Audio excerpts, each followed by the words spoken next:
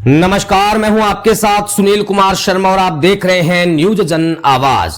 आनंद दवे बने श्री काया पलट जन सेवा समिति के राष्ट्रीय अध्यक्ष। जोधपुर से राजस्थान स्टेट हेड चित्रेश बोहरा की ग्राउंड रिपोर्ट। समाज सेवा और जनहित के कार्यों में अग्रणी भूमिका निभाने वाली प्रतिष्ठित संस्था श्री काया पलट जन सेवा समिति की महत्वपूर्ण बैठक में एक बड़ा निर्णय लिया गया। समिति की कार्यकारिणी का विस्तार करते हुए सर्वसम्मति से आनंद दवे को राष्ट्रीय अध्यक्ष नियुक्त किया गया है। दवे की नियुक्ति की घोषणा होते ही कार्यकर्ताओं और समर्थकों में खुशी की लहर दौड़ गई।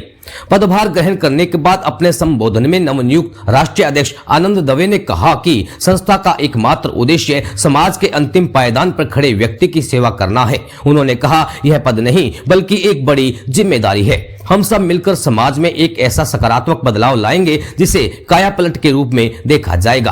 बैठक में उपस्थित वरिष्ठ सदस्यों ने बताया कि श्री काया पलट जन सेवा समिति पिछले कई वर्षों से शिक्षा, स्वास्थ्य और सामाजिक कुरीतियों के खिलाफ सक्रिय है। अब आनंद दवे के नेतृत्व में संस्था का विस्तार राष्ट्रीय स्तर पर किया जाएगा, जिससे देश के अन्य हिस्सों में भी सेवा कार्य पहुंच सके। इस अवसर पर समिति के पदाधिकारियों ने आनंद दवे को माला पहनाकर और मिठाई खिलाकर स्वागत किया। युवाओं ने गगनभेदी नारों के साथ संकल्प लिया कि वे संस्था के लक्ष्यों को पूरा करने के लिए जी जान से जुट जाएंगे। इस अवसर पर भारतीय जनता पार्टी के पूर्व जिला अध्यक्ष जगत नारायण जी जोशी, विश्व हिंदू परिषद के राजेश जी, संत अनुभव दास जी, सुमित चौहान, विशाल वैष्णव, नवीन सेन, विक्रम सिंह, नंदू चौहान, एडवोकेट गुमान जानिंग आदि सभी उपस्थित रहे और दवे को शुभकामनाएं प्रेषित की। न्यूज जन आवाज चैनल की तरफ से श्रीमान आनंद दवे को एक बार फिर से हार्दिक बधाई एवं शुभकामनाएं।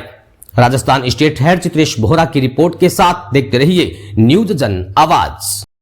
कि हम कौन हैं, हमारा इतिहास क्या है, हमारी संस्कृति क्या है, हम कौन थे और आज कहां पे खड़े हैं, उसको विचार करने की आवश्यकता है। क्योंकि वर्तमान में हमारे ऊपर चारों ओर से संकट के बादल मंडरा रहे हैं और चारों ओर नहीं, भारत के अंदर 25 करोड़ जो गद्दार बैठे हैं वो भी हमारे ऊपर निरंतर षड्यंत्र करके हमें समाप्त करने की कोशिश कर रहे हैं। इसलिए हमें सजग होने की आवश्यकता है, हमें सावधान होने की आवश्यकता है।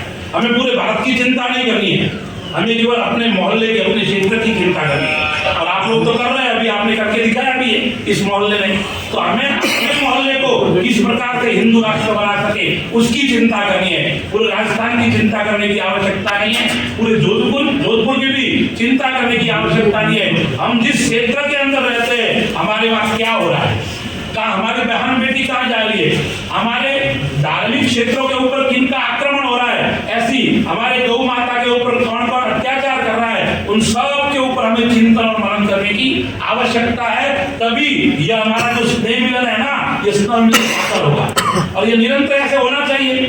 क्योंकि जब बैठेंगे ना तो कोई न कोई निष्कर्ष निकलेगा।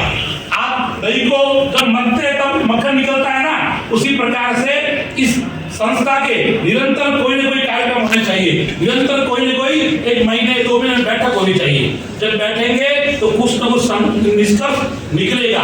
तो पैसा ने सब बता दिया है, मेरा तो यही निवेदन है आपसे कि यह संगठन निरंतर आगे बढ़ता रहे, निरंतर देश और समाज की सेवा में अपनी अग्रगण्य भूमिका निभाता रहे। और आजकल एक सेवा का बहुत बड़ा अच्छा काम सब लोग करते हैं, लेकिन सेवा भी किसकी होनी चाहिए यह भी हमें मालूम होना चाहिए। हम सेवा करते हैं तो सेवा किसकी कर रहे हैं हम लोग तो जानते हैं, लेकिन अपने परिवार में स्थिति है, कभी कभी बाहर घर के बाहर घड़ी चादर लेके लोग आ जाते हैं, उनको भी रुपया देते हैं, उनको नहीं देना चाहिए। क्योंकि उनको दिया हुआ दान वो दान नहीं है, वो विधर्मी है और उनको दिया हुआ दान हमारे लिए संकट खड़ा कर सकता है। आजकल ईसाइयों का बहुत चल रहा है धर्मांतरण में, तो हमें केवल सेवा नहीं करनी है, सेवा के साथ में हमें अपनी संस्कृति को बचाना है। तो हम जिस क्षेत्र में रहते हैं और रविवार को कुछ लोग आते हैं फादर बन के, क्यों आते हैं उसका विचार करना चाहिए। कभी धर्मांतरण करते हैं, एक व्यक्ति यदि धर्मांतरित होता है ना तो वो हमारे से अलग नहीं हुआ है, वो हमारा दुश्मन बन गया है, हमारे सामने वो खड़ा हो गया है। ये बात विशेष चिंता करने की आवश्यकता है।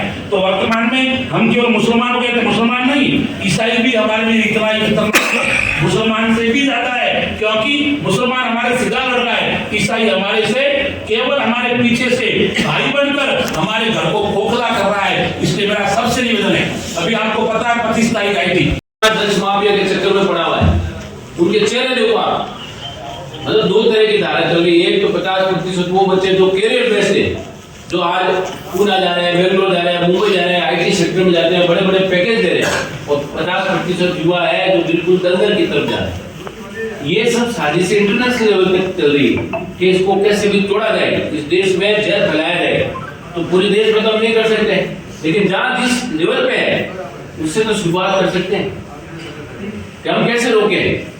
जब बच्चे जा रहे हैं, आप पैसे दे रहे हो, घर में दे रहे हो, यार ठीक है घूमने दो, अपन बाहर जा रहे हैं, छोटी मोटी आदतें अपनी कोई खराब है तो यार अपने ऊपर ध्यान नहीं दे, इसको जान दो, पैसे दे दो। वो किसके साथ बैठ रहा है, किसके साथ जा रहा है, किसका उठ रहा है, केवल जातिवाद पे नहीं ध्यान दे कि मैं रावण राजपूत हूँ या मैं ब्राह्मण हूँ या मैं वाल्मीकि वर्ग तक नहीं। सनातन का हर बच्चा और सनातन की हर बच्ची अपनी माँ बहन बेटी है, उसकी सुरक्षा कैसे करें उसका संकल्प ले। आज क्या है, सच्चाई बहुत बड़ी है। स्किल आधारित जो काम था, जो हमारी प्रकृति ने हमें आरक्षण व्यवस्था दी थी, वो आज सारा काम हम छोड़ चुके हैं। सारा काम तथाकथित जातियों ने कब्जा करना है। आप हेयर ड्रेसर पे चले जावे, लाइट फिटिंग में चले जावे, ऐसी फिटिंग में चले जावे, आप डेड पेंट से तो खाई काउंट का अधिकार। उसके अलावा जो मट्टी गढ़ाई से लेके आपकी सुनार की गढ़ाई से लेके यहाँ ड्यूटी बन के आइए तो आप चले जाओ, आप घोड़े पे चौक से लेके भाई तालाब तक सारे बंगाली जो इनके आज एक भी सुनार का बच्चा नहीं है जो खुद गढ़ाई करता हो। कुछ होते अफवाह, लेकिन वो जॉब वर्क कराते। तो आपका काम क्या है? एक काम करते नहीं, दूसरा करते हैं, वो उनको देते हैं तो वो प्रॉपर करते नहीं, क्योंकि काम होता नहीं।